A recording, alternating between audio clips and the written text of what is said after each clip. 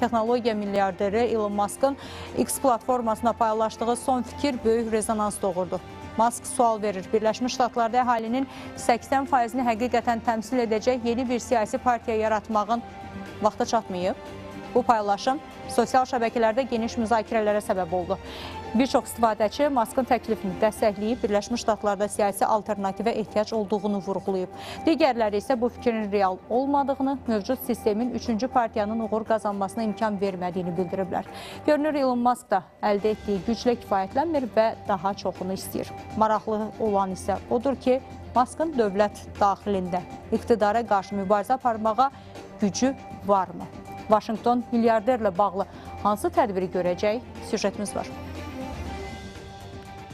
Tesla və SpaceX-in sahibi Amerikalı iş adamı Elon Musk, Amerika Birləşmiş Ştatları prezidenti Donald Trump'la arasında yaranan gərginlikdən sonra Amerika Partiyası adlı yeni siyasi partiyanın yaradılması ideyasını ictimaiyyətlə bölüşüb. O, bu barədə ilk sosial şəbəkə hesabında paylaşım edib. Amerika Birləşmiş Ştatlarında həqiqətən 80%-i təmsil edən yeni bir siyasi partiya yaratmağın vaxtı çatıbmı, deyə Musk X hesabında sorğu yerləşdirib. Sorğuda iştirak edənlərin 80,4%-i Musk'ın sualına 19,6% isə yox cavabını verib. Xalq danışdı. Amerika Birləşmiş Ştatlarında 80%-i təmsil edəcək yeni bir siyasi partiyaya ehtiyac var və insanların düz 80%-i buna razıdır. Bu qismətdir, deyə Musk yazıb. Təbii ki, indiki mərhələdə milyarderin bu fikirləri Amerika Birləşmiş Ştatlarında siyasi sistemin iki partiyalı modeldən uzaqlaşması barədə yeni müzakirələrə də səbəb olub. Amma diqqətdə saxlanmalı və Musk'ın ehtiyat etməli olduğu bir neçə nüans var. İlk olaraq milyarderin Trump'a qarşı çıxması ona baha başa gələ bilər. Çünki Musk Trump sayəsində ölkə daxilində keçirilən bir çox tenderlərdə qalib gəlib. Eyni şəkildə milyarderə gücünü artırması üçün bir sıra şərait də yaradılıb. Odur ki, Trump və administrasiyası əleyhinə çıxışların Musk'ın əldə etdiyi bir çox güzəştlərdən məhrum olmasına, hətta milyarderə qarşı bəzi qadağaların qoyulmasına da səbəb ola bilər. Bu da yaxın gələcəkdə Musk'ın milyardlarla dollar pul itirməsinə, səhmlərinin aşağı düşməsinə, şirkətləri daxilində gərginliyin artmasına gətirib çıxaracaq. Problemlər, bu qarşıdurma,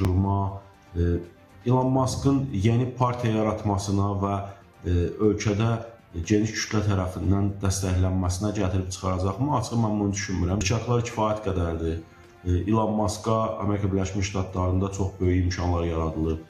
Bir iş adamı kimi ayrı-ayrı tenderlərdə məhz Tesla və onun şirkətləri, digər şirkətlərinin aparıcı mövqedə olması istiqamətində addımlar atılıb və bu günləri onlar çox rahat şəkildə belə deyək, bloklana bilər. Digər tərəfdən Musk'ın öz sosial şəbəkəsində keçirdiyi anketdə qalib gəlməsi və bunun üzərinə dövlətlə dövlətçilik oyununa girməsi mənasızdır. Çünki sorğuda iştirak edənlər Musk'ın izləyiciləri və sevənləridir ki, bu da Amerika Birləşmiş Ştatları əhalisinin müəyyən bir qismini təşkil edir. Ümumi Birləşmiş Ştatlar əhalisində isə Trump hakimiyyətə gələndən bəri milyarderə qarşı nifrət var. Hətta bir müddət əvvələdək Tesla avtomobillərinə kütləvi hücum aksiyaları belə keçirilirdi. Odur ki, öz şirkətlərini və ideyalarını kənara qoyaraq siyasətə atılan və daha sonra ilk qarşıdurmada öz partiyasını yaradacağını deyən Musk, 300 ildir köklü partiyalar olan respublikaçılar və demokratlara qarşı heç bir ciddi həmlə işlədə bilməz. Hətta partiyanı yarada bilib-bilməyəcəyi belə sual altındadır. Dövlətə qarşı çıxan məşhurların evlərində anidən ölü tapılması faktları ilə ad qazanmış bir ölkədir. Bütün bunların fonunda görünür xalqın etirazları, dövlətin ciddi təzyiq göstərəcəyi təqdirdə böyük güc itirəcəyinin fərqində olan Elon Musk'ın partiya yaratmaq istəyi elə ilk sosial şəbəkəsindəki paylaşım olaraq qalacaq. Önümüzdeki dönemde Elon Musk'ın yeni bir siyasi parti ile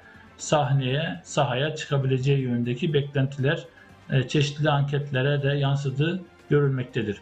Fakat Elon Musk'ın açıklamalarına göre büyük bir kesim Musk'ın siyasi parti kurması konusundaki desteğini açıklıyor gibi görünse de bağımsız kaynaklar bu konuda Elon Musk'ı yalanlamaktadır.